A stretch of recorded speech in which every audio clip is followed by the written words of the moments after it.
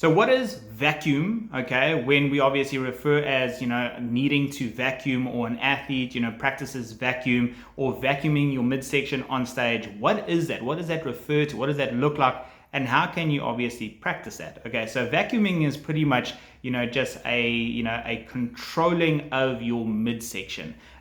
Pretty much, it is sucking in while you obviously breathe out and controlling your midsection so that your waist can be as compact, as tight, as slim as possible.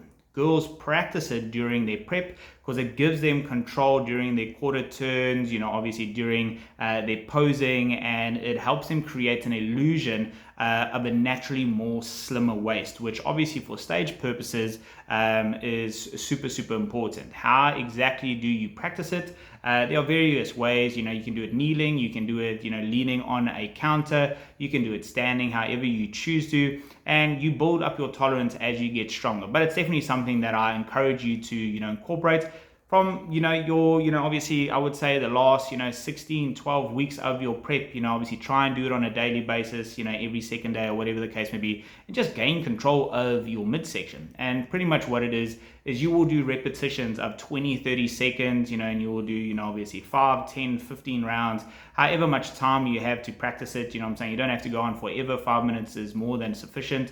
But essentially what you would do is you would brace into whatever position you want to practice your vacuums in. You would exhale all of your air from your tummy, and then you would suck in your belly as hard, as deep, as far as possible, and then you would hold that position for 15, 20, 30 seconds, and then you would obviously breathe in again and obviously relax, and then repeat that process after 10, 15-second break.